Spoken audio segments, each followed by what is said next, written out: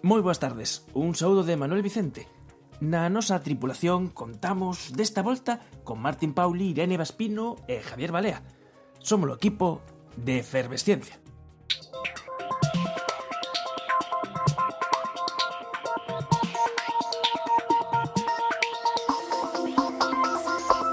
A ciencia non está rematada ata que non é comunicada. Isto é de Sir Mark Walport.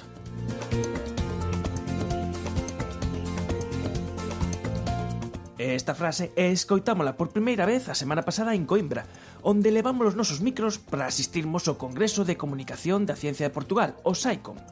E non foi o único que aprendemos. Alí coñecemos, por exemplo, as experiencias de vanguarda dun centro de ciencia parisino que implica os seus propios visitantes na elaboración das súas exposicións. Tamén afondaremos esta tarde na química do pan, e se vos decidides a acompañarnos andade con ollo, pois saberemos pasear moi preto de buratos negros. Benvidos á Efervesciencia. Hai outros mundos, pero están neste.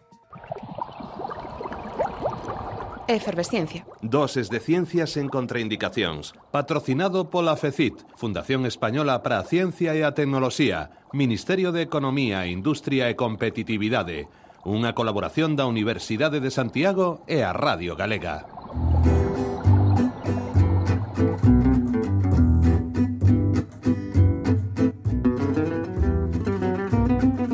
My name is Matteo Merzagora and I work in the Science Communication and Sciences Society. Chámame Matteo Merzagora e traballo nos eidos da comunicación da ciencia e da relación ciencia e sociedade.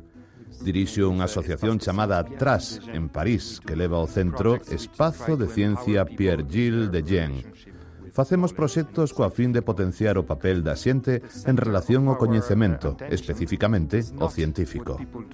O eixo da nosa atención non é o que o público non sabe, non é o descoñecemento, senón a súa abelencia, a súa bagaxe. Realizamos actividades educativas onde o que achega a xente os seus propios coñecementos son o máis importante e non o que ignora. De algún xeito é unha inversión do modo tradicional onde se convida aos científicos só polo que les saben e a xente polo que non. A visión tradicional tamén é válida, pero nós intentamos cambiar as tornas invitando aos científicos a compartir o que non coñecen e o público o que sí.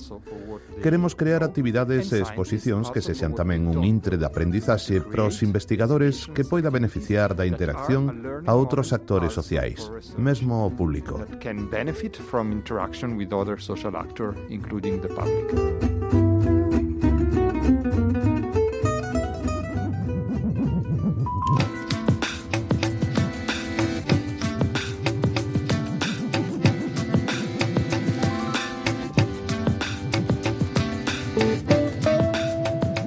Xa tiñamos tempo que non contábamos nos micrófonos de Efervesciencia con José Edelstein. Moi boas tardes, José. Que tal? Buenas tardes. Como estás, Manuel? Moi ben. E ademais estamos encantados de que cada vez que veñas a Efervesciencia capturas a colegas teus que andan por visita por Galicia, como é o caso de Jorge Zarelli. Moi boas tardes. Hola, que tal? Como estás? Originario de Chile, pero seica que tes avós gallegos. Alá en Chile es gallego. Mi abuelo era gallego, sí. E de onde? De Marín. De Marín. Temos que dicir que vimos de coñecer a resolución do Comité Nobel de Física. E todas as apostas apuntaban a Ligo. E así foi. Sí, bueno, era más o menos previsible que ante un descubrimiento que bueno, marca un punto de inflexión en la historia de la astronomía, se reconociera rápidamente como con el premio Nobel. Por poñer antecedentes, Ligo é ese gran experimento que detectou por primeira vez as ondas gravitacionais das que falamos en Efervesciencia, que abren os ollos a un novo tipo de astronomía. Un novo tipo de astronomía que somos quen de ver, de escoitar, de detectar, como quen di, uns fenómenos que ata de agora sabíamos que aí estaban, sabíamos que o señor Einstein hai un século dixo que estaban aí, pero ata o de agora non tiñamos a tecnoloxía abonda para seren detectados. As primeiras deteccións de ondas gravitacionais por LIGO foi por fusións de buratos negros. Os buratos negros é precisamente a especialidade do noso convidado, de Jorge Zanelli. Efectivamente, el que hayan sido posible detectar estas ondas gravitacionales es debido a que existen estas soluciones de agujero negro que fueron predichas también hace 100 años, cuya existencia directa se vino a establecer hace muy poco, pero que nunca se había visto justamente la fusión de dos agujeros negros, que es lo que revelan estas ondas gravitacionales en este caso. Os buratos negros na historia da ciencia primeiramente foron un obxeto matemático, foron algo que daban as fórmulas e que a xente que vía o que daban as fórmulas dicía se isto é certo é algo totalmente diferente ao que coñecemos. E se pasou de obxeto matemático agora a obxeto real. Como foi ese camiño? Bueno, fue un camino bastante lento. Pasó mucho tiempo desde el descubrimiento matemático de la solución por un matemático alemán, Karl Kruskal, Schwarzschild, estaba en una... De nome ese que ten cantas consonantes ten este nome. Schwarzschild tiene 12 consonantes y 2 vocales o algo así, que era un voluntario en la Primera Guerra Mundial y trabajando en una trinchera descubrió la solución matemática a este problema, a esta ecuación de Einstein, y propuso que esta solución debía corresponder a una configuración del espacio-tiempo. Y pasaron muchos años, pasaron como 20 años hasta que hubo otros físicos que demostraron que eso efectivamente podía llegar a ocurrir si una estrella colapsaba, si una estrella se le acababa el combustible nuclear.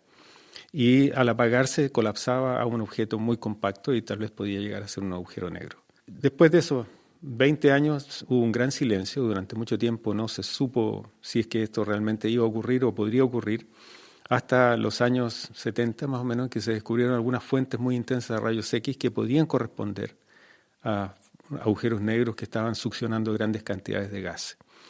Pero la detección directa de un agujero negro, o sea, la observación a través de un telescopio de un objeto de esa densidad y esa característica, se vino a tener en los años 90, a comienzos de la década del 90. Y la verificación de que estos objetos al colapsar pueden producir grandes cantidades de ondas gravitacionales es reciente, del año pasado. E, ademais, o que é curioso cos buratos negros é que a palabra xa forma parte do vocabulario cotiá, que todos sabemos, coloquialmente, podemos empregar o que é un burato negro. Podemos dicir, fun a oficina do xefe, caín dentro do burato negro, tardei 3 horas en sair. Todos o entendemos, e non nos choca na linguaxe. Non nos choca, pero probablemente non saibamos moi ben o que é un burato negro. Sí, de hecho, del agujero negro no podría salir, así que cuando sales de la oficina del jefe es que no has entrado en un agujero negro. Pero no, claro, es un concepto que lleva mucho tiempo. Bueno, yo creo que produce fascinación en el imaginario popular, la existencia de algo que por una parte, lo que la gente imagina en general es como si fuera una especie de gran succionadora que está en algunos lugares del universo, y imagen que no es correcta, porque en realidad un agujero negro en general tiene una gran masa y atrae debido a esa masa, pero al igual que ocurre con la masa del Sol, que también es enorme, simplemente los objetos pueden orbitar en torno al agujero negro y solo son succionados si atraviesan esta superficie de último retorno, digamos, de no retorno, que rodea a todos los agujeros negros. De feito, os buratos negros astronómicos se miden polas masas solares, polo seu peso. Claro. Pola súa, seu peso, vamos a decir, pola súa masa, vamos a dicirlo ben. Sí. Bueno, una de las detecciones creo que más claras de agujeros negros es justamente el de nuestro propio Bestia. Tenemos en el centro de la Vía Láctea un agujero negro que se llama Sagitario A estrella, por razones históricas que no vienen mucho al caso, y hace ya 25 años aproximadamente que se observa con mucho detalle las estrellas que orbitan en torno a este punto, y se observan unas 200 estrellas.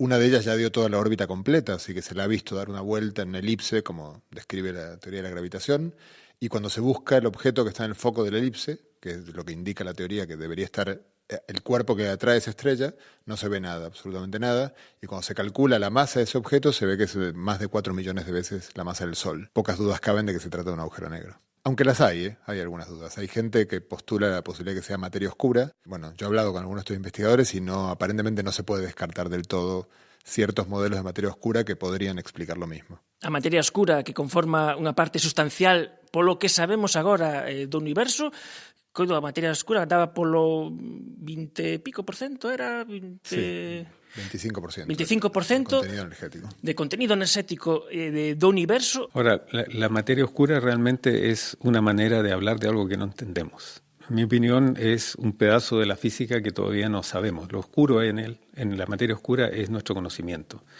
Puede ser que en el futuro no hablemos de materia oscura como hablamos hoy día de agujeros negros. Puede ser que no exista la materia oscura, que sea una mala manera de entender lo que está pasando. La verdad que no se sabe. Y puede ser que también la materia oscura sea, como dice José, que esa especie de agujero negro que hay en el centro de la galaxia sea un objeto constituido de algo que tampoco entendemos muy bien qué se trata. Pero, sin embargo, a diferencia de la materia oscura, sabemos muy bien cómo funcionan los agujeros negros. De agujeros negros se sabe muy bien su formación, su estructura, lo que pasa alrededor de ellos, y es lo que se ha ido demostrando con las observaciones recientes. No solamente por el movimiento de estrellas en torno a ellos, sino que por lo que pasa cuando succionan gas, qué tipo de radiación emiten, y finalmente el asunto del colapso de dos agujeros negros que chocan y que producen un patrón de emisión de ondas gravitacionales, que es justamente lo que se detectó ahora. De manera que se confirma todo lo que ya se sabía o teóricamente se conocía sobre agujeros negros. En el caso de la materia oscura hay tantas teorías como opiniones pueden haber. Sí, eso es cierto, pero igual a mí me gustaría puntualizar que cuando se modela la materia oscura, por ejemplo, viendo las curvas de rotación de las estrellas en una galaxia, o viendo otro fenómeno que produce la materia oscura, que es el de como la luz se desvía en presencia de masa, también se desvía en presencia de la masa de materia oscura. Entonces también vemos en el cielo imágenes distorsionadas de estrellas o de cúmulos de estrellas o de galaxias que nos revelan la presencia de algo entre ellas y nosotros. Y cuando uno intenta modelar qué distribución debería tener la materia oscura para que eso ocurra, esos son modelos que no son sencillos, digamos, y que a veces funcionan muy bien, digamos. O sea, eso no es una prueba de nada, pero yo diría que cuesta imaginar que esté totalmente mal el concepto de materia oscura, porque no solo explican algo que de otro modo no podemos explicar, sino que además lo explican bastante bien, con detalles incluso cuantitativos que producen como confianza en el modelo, por así decirlo. Pero efectivamente, hasta que no se detecte la materia oscura, habrá que dejar un signo de pregunta allí. Bueno, son das cosas interesantes da ciencia, que é non o camiño onde se chega, senón como se vai facendo ese camiño. Ese camiñante fai ese camino o andar. Hai simulacións que podemos saber como se moven esas estrelas que están a carón do burato negro, como son esas órbitas, eso se pode simular. Incluso se puede decir qué pasa cuando alguien se cae dentro de un agujero negro. Se puede simular lo que va viendo uno cuando se va acercando y cuando cruza el horizonte, etcétera. O sea, Nada, vos. Nada, bueno, no. Desde luego no es muy recomendable para la salud. Pero sí se puede teóricamente estudiar, por ejemplo, qué ve un astronauta que se acerca a un agujero negro, cómo se ve el horizonte del agujero negro, cómo se ve esa superficie que rodea la singularidad central y qué efectos tendría sobre, por ejemplo, la luz que pasa cerca de ahí. Y lo que la ciencia o los cálculos muestran es que se vería un borde muy brillante, que es justamente toda la luz que es atrapada por el horizonte del agujero negro y que da muchas vueltas en torno al agujero negro y finalmente llega a nuestros ojos, y lo cual produciría una especie de anillo brillante dentro que rodea la zona del agujero negro. Ahora, no se ha visto todavía eso, pero se supone que con telescopios más desarrollados a lo mejor se puede llegar incluso a resolver eso, a ver directamente eso. El problema es que el horizonte de un agujero negro es una zona muy pequeña. El horizonte es un radio, el radio del horizonte, por ejemplo, para una estrella como el Sol sería un par de kilómetros. Un par de kilómetros a la escala astrofísica es nada, es un punto. De manera que es imposible resolverlo con un telescopio normal a un agujero negro de esa masa. Pero un agujero negro de varios millones de masas solares tal vez sí. Y se espera que en algún momento se va a poder llegar a ver eso. Por ahora nos tenemos que contentar con las películas. Bueno, hay un experimento, en construcción para poder observar en particular el horizonte del agujero negro de la Vía Láctea. Este macro agujero negro que tenemos en el centro de la Vía Láctea. Es un problema técnicamente muy complejo porque por más que sea muy grande el agujero negro, está muy lejos también. Entonces, si uno se pone a pensar, el telescopio que apunta hacia allá tiene que estar muy inmóvil observando algo y por ejemplo, el propio hecho de que el telescopio tiene una cierta temperatura, está en un cuarto con una cierta temperatura, produce vibraciones y estas vibraciones impiden que uno enfoque. Entonces hay que resolver problemas técnicos, bajar la temperatura prácticamente a cero y resolver problemas técnicos que son difíciles. Que sería unha complexidade, ao mellor como LIGO, pero facendo no espacio. Claro. Y otra cosa interesante quizás de mencionar, porque no sé si para el público es obvia, es que cuando se tienen que resolver este tipo de problemas técnicos, todo lo que se llama las spin-off, la cantidad de emprendimientos que luego de ahí se pueden sacar son muchísimos, porque justamente luego siempre existe el emprendedor al que se le ocurre, si habéis conseguido resolver tal problema técnico, oye, es lo mismo que necesitamos para, por ejemplo, la tecnología Wi-Fi es un subproducto de la búsqueda de señales de los agujeros negros. ¿Ah, sí? Sí. El agujero negro en realidad la radiación que emite no viene del interior del agujero negro, sino del borde. El gran problema era tratar de separar esa señal débil, presuntamente débil, del resto de las señales. Y este hombre lo que hizo fue hacer algo muy eficiente para separar una señal muy tenue del entorno. Y bueno, pero no logró detectar nunca un agujero negro hasta que a alguien se le ocurrió decir, oye, si queremos transmitir señales inalámbricas en un medio en el cual todo está lleno de ondas electromagnéticas que viajan, podríamos usar esta técnica y así surgió el Wi-Fi. A primeira cousa que preguntan ao alumno cando chegan á universidade, no primeiro día de clase, non é cando son os exames, sino cal é o contrasinal do Wi-Fi. Sí. Pois eso débese á pescuda dos buratos negros, que hai unha pescuda astronómica, utilizando medidas, utilizando detección, pero hai outra pescuda que é a avanzadilla do coñecemento de tratar as propiedades do burato negro, ver modelos e o que facedes os físicos teóricos e ver que implicacións teñen en todo isto. E de feito sei que hai un burato negro que leva o nome de Zanelli. Bueno, es un agujero negro de juguete, digamos. Es un ejemplo de una solución del mismo tipo de la solución que encontró Schwarzschild, pero en 2+1 dimensiones, o sea, en una superficie de 2 dimensiones más el tiempo. Lo que se puede ver es que si las leyes de la gravitación que permiten la formación de agujeros negros son las mismas que en 2 dimensiones que en 3 dimensiones. Entonces, en 2 dimensiones se puede también construir una solución como la que encontró Schwarzschild. Y por lo tanto, si es que la gravitación pudiera llevarse a ese límite, los agujeros negros podrían existir. La ventaja de estudiar esta solución es que es una solución mucho más simple, mucho más sencilla, tiene una estructura matemática tremendamente simple. Son los agujeros negros más simples que se pueden concebir, pero tienen todas las mismas propiedades, o sea, atrapan la luz, desvían las partículas que pasan cerca de ellos, se forman por colapso, tienen un horizonte, tienen todas las mismas propiedades en general que los agujeros negros y por lo tanto las cuentas, los cálculos que se pueden hacer en ellos son mucho más simples y se pueden llevar hasta el final, cosa que en el caso de agujeros negros en muchas situaciones es muy difícil realmente simular. Por eso que sirve de algo, pero es simplemente un juguete, es un modelo. Bueno, pero un modelo entonces que permite facer eses cálculos computacionais que son cálculos que supoñen que sean moi costosos en tempo, en máquinas, en... Bueno, lo interesante es que justamente, para quizás remarcar un poco esto, que el profesor Zanelli con su característica modestia lo minimizó un poco, es que los agujeros negros, digamos, reales, por así decirlo, de nuestro universo, son tan intratables que, por ejemplo, lo vimos con las ondas gravitacionales, hace falta, para poder ver exactamente qué es lo que uno espera, uno tiene que meterse en ordenadores y hacer una simulación de lo que ocurriría y eso arroja una curva, lo cual, bueno, si uno detecta finalmente algo que satisface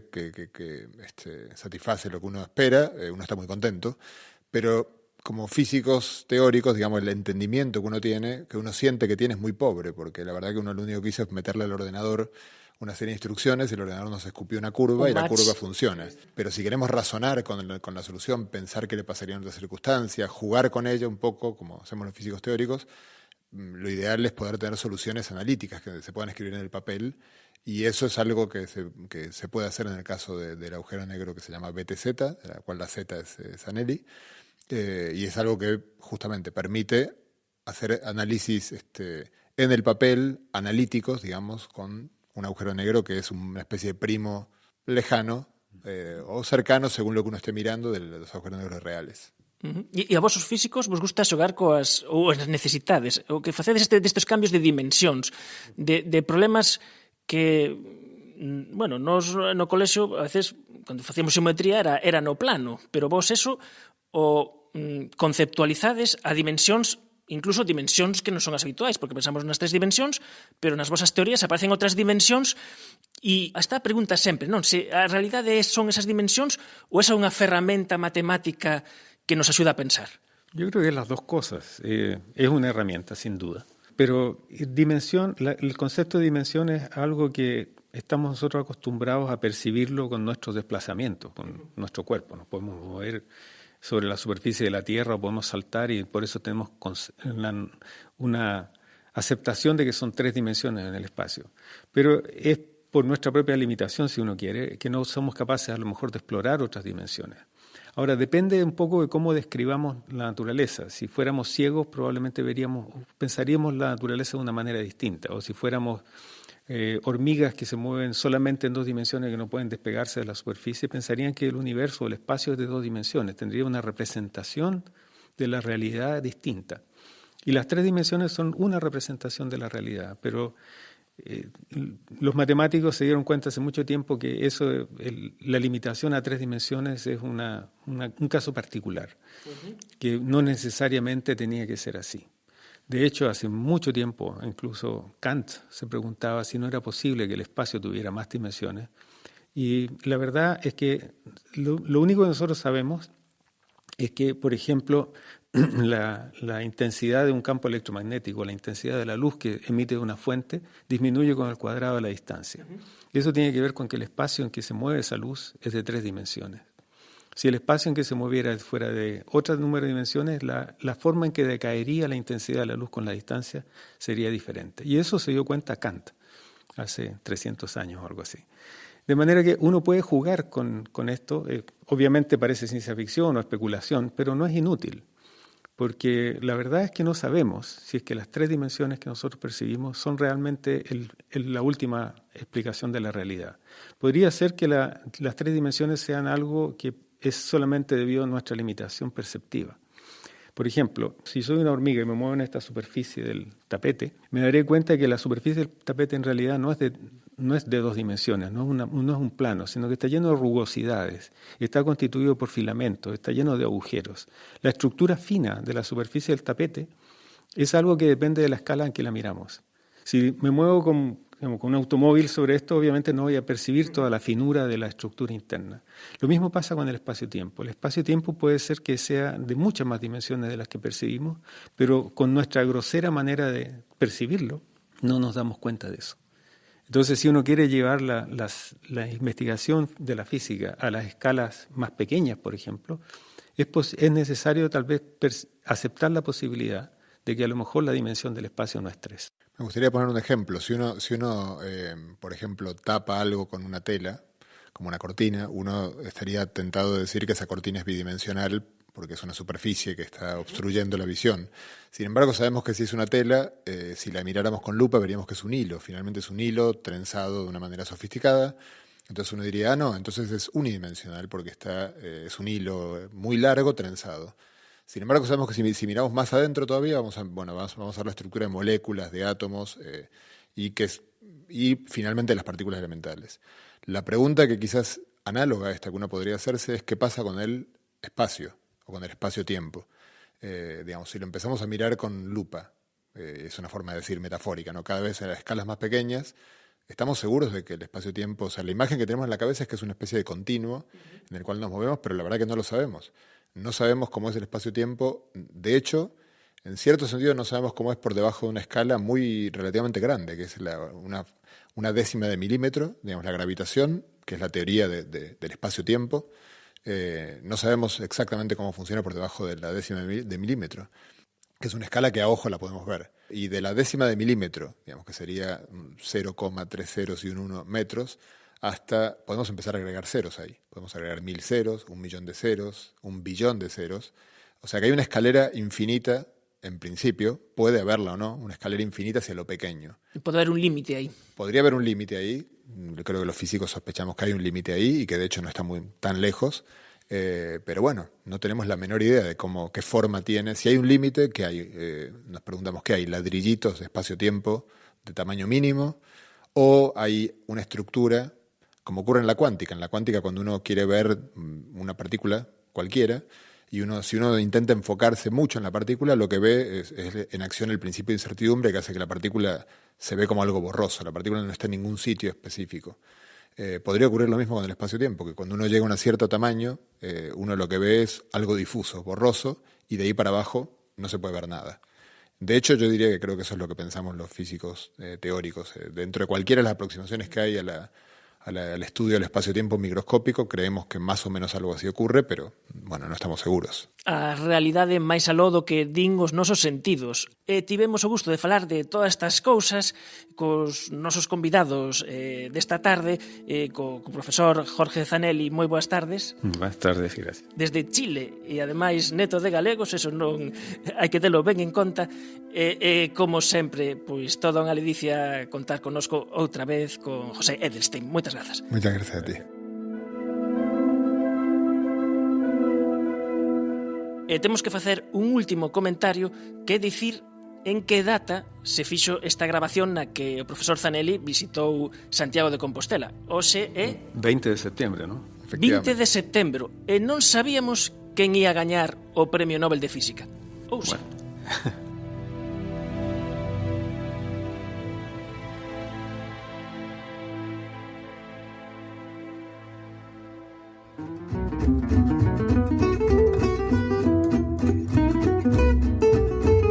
This can take many different forms.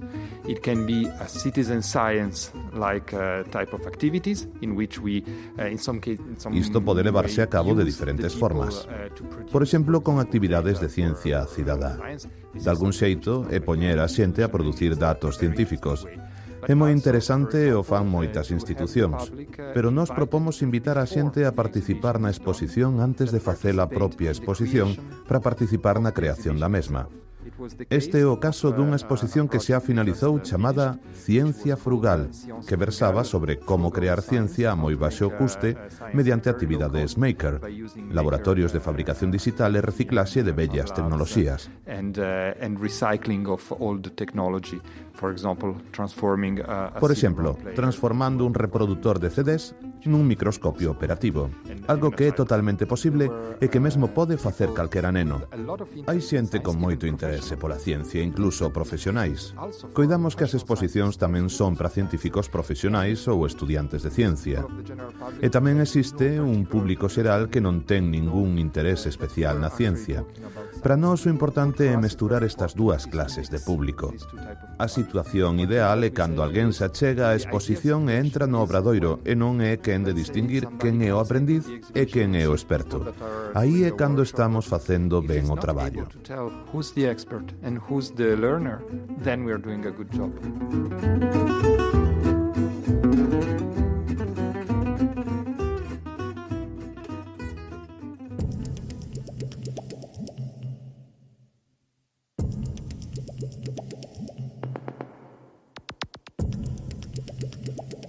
Esta semana celebrouse o Día Mundial do Pan e, aproveitando a ocasión, hoxe imos falar sobre a química deste alimento. Para elaborar pan, en primeiro lugar hai que mesturar fariña, auga, levedo e sal. A pasta resultante amásase e, logo dun momento de repouso, métese no forno o tempo necesario. E xa teríamos pan. Doado, verdade? Pois a nivel molecular é moito máis.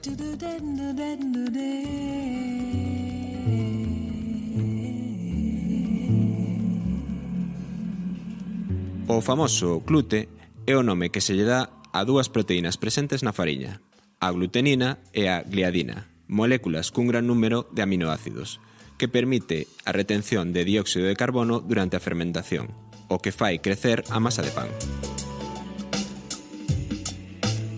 O lévedo contén enzimas que contribúen á descomposición do amidón da fariña en azucre, que actúa como nutritivo para o lévedo, e así pode metabolizar a fariña para producir dióxido de carbono e etanol. Este CO2 provoca que, durante o tempo de repouso, o etanol se estenda por toda a masa e agrande as pequenas burbullas que se atopan nela. Este proceso é o que chamamos fermentación e permite que, durante o enfornado, o pan infle e logo desaparezan tanto o etanol como o CO2. Pero, ademais, non todo o azucre é metabolizado polo lévedo, xa que tamén participa noutras reaccións químicas, como a reacción de Maillard, que lle proporciona ao pan o sabor e cor marrón tan característico.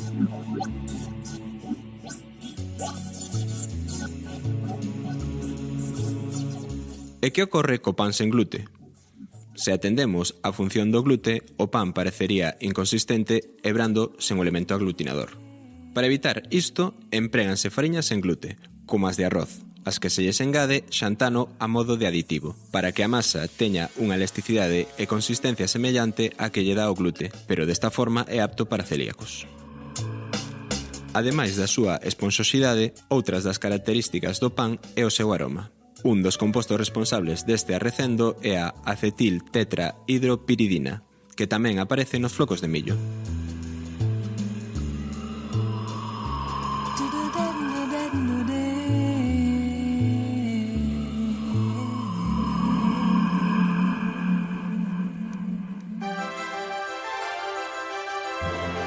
Sabes cal é o segredo dos nosos emprendedores para gañar partidos? O talento. Por iso en Galicia somos capaces de alcanzar aquelo que nos propoñemos, porque contamos con persoas creativas e con empresas punteiras en sectores como a automoción, o textil ou o naval, porque os nosos centros de coñecemento e o tecido industrial teñen o apoio da Xunta para seguir apostando pola innovación e o emprego de calidade. Galicia é unha terra de oportunidades que pensa no futuro das súas mozas e mozos, que cree no seu talento e na súa capacidade para poñer en marcha novos proxectos que demostren ao mundo o ben que sabemos facer as cousas. Por iso elixe futuro, elixe Galicia. Este partido gañámolo xogando na casa.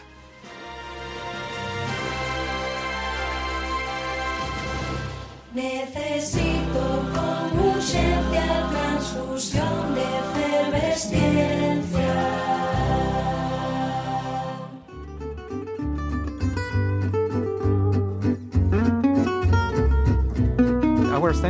O noso centro está nunha zona agradable de París, no barrio latino. Chámase ESPGG, Espazo de Ciencias Pierre Gilles de Gen.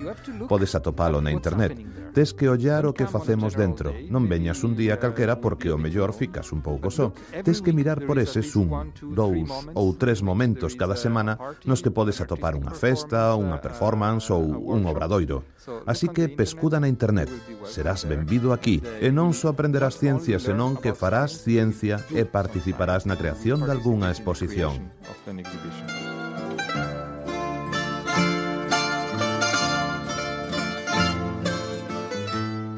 Atopámonos en Coimbra, na sala Hans Christian Ørsted da Universidade de Coimbra, na Facultade de Física.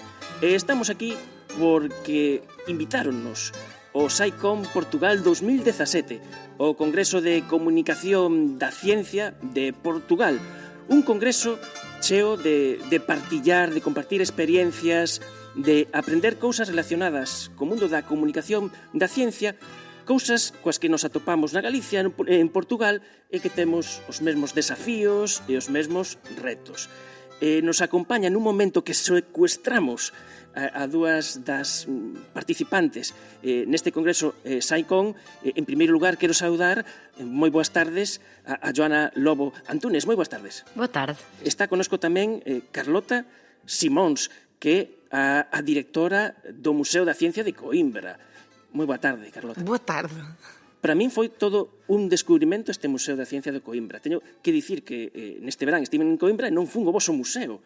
Como pode ser eso posible? Pois, temos que melhorar a sinalética, non é? Temos que melhorar a informação. É imperdoável. É imperdoável. Pero o que teño que dicir que eu coido que ten que ser un alicente de seu vir a Coimbra a ver este museo, porque este museo realmente son moitos museos, porque é un museo de historia natural ou un museo clásico deses gabinetes de curiosidades que teñen obxetos históricos, pero tamén ten a parte do museo interactivo. Tedes os dous modelos. Sim, temos os dois modelos.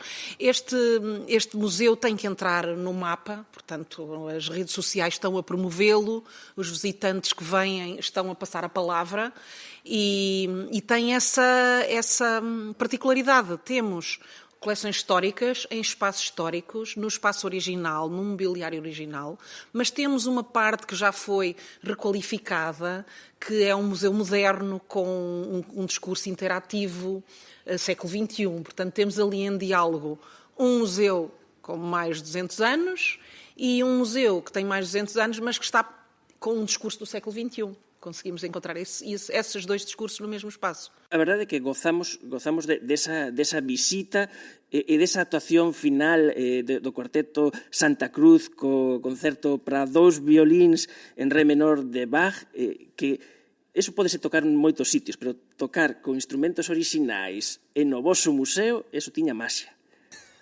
Ainda bem que gostaram. Nós estivemos a pensar num programa social. Há sempre um programa social neste encontro SciComm e esta é a primeira vez que é num Museu de Ciência. Então é o discurso da comunicação de ciência, mas do ponto de vista do Museu de Ciência e da História.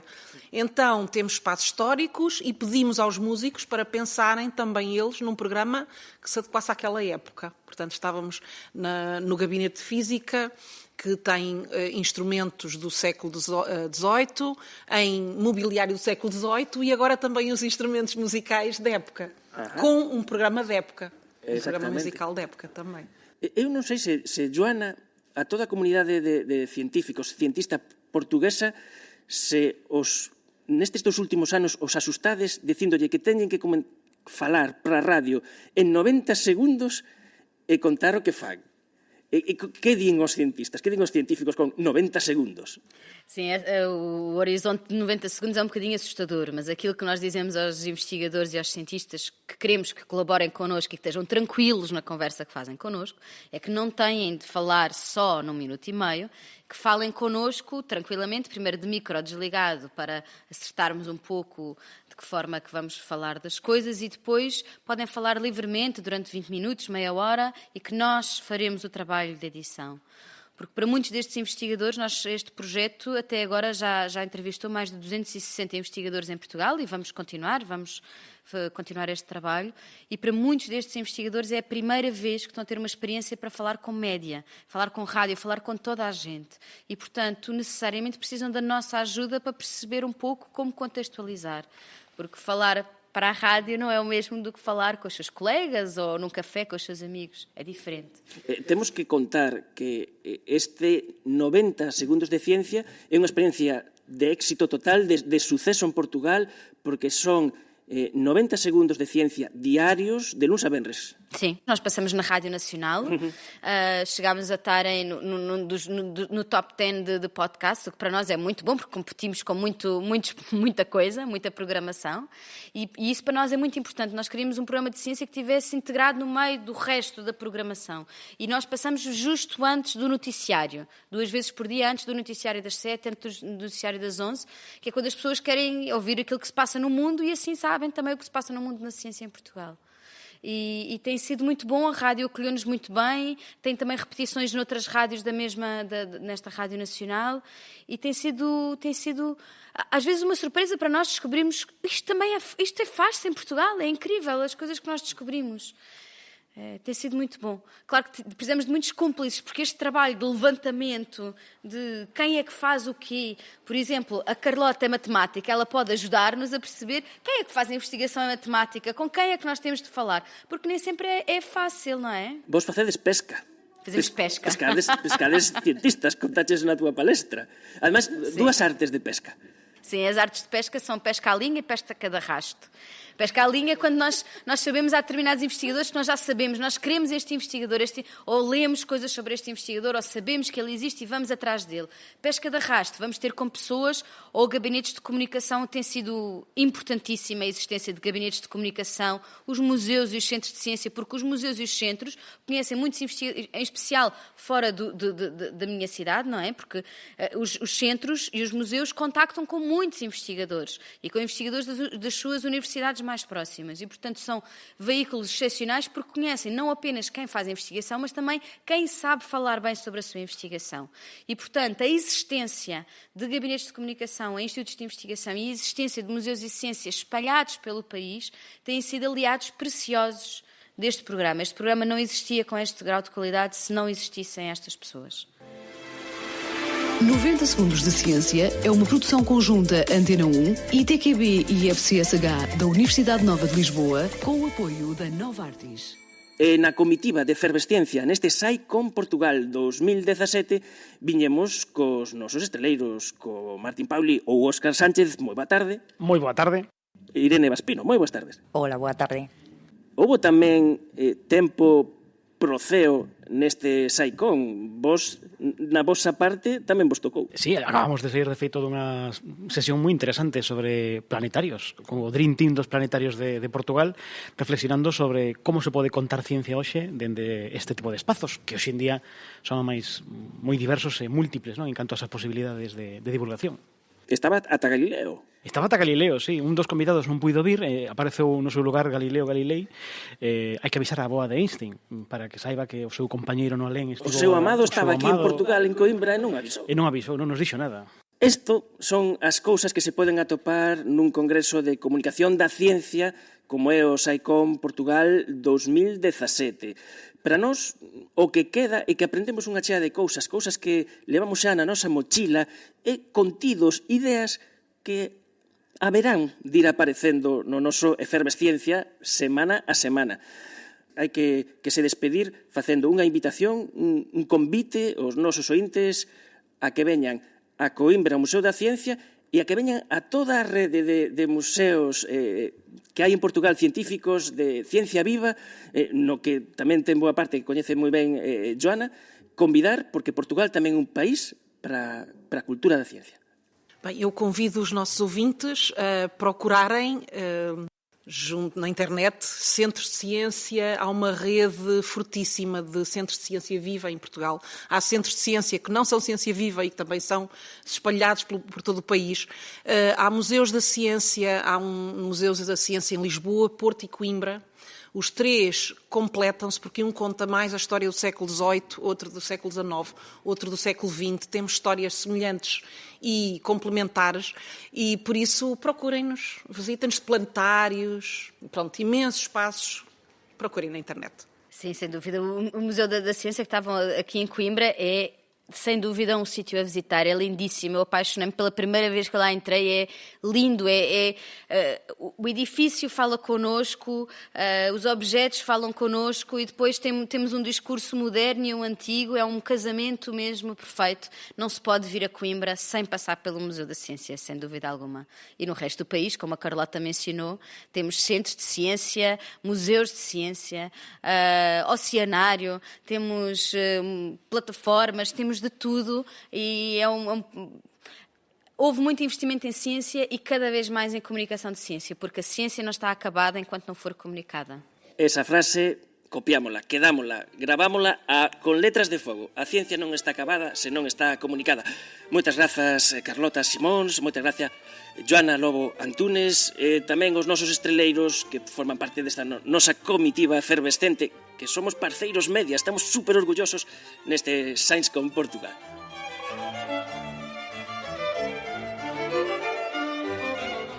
Efervesciencia. Patrocinado pola FECIT, Fundación Española para a Ciencia e a Tecnoloxía, Ministerio de Economía, Industria e Competitividade, unha colaboración da Universidade de Santiago e a Radio Galega. E rematamos xa. Un chisco antes do habitual para dar paso aos nosos compañeiros do Galicia en Goles. Un saúdo para todos e, en especial, para os rapaces e rapazas de Ourol e Doleiros que esta semana participaron no obradoiro de biotecnoloxía na biblioteca do programa Ler Conta Moito. Ata a vindeira semana.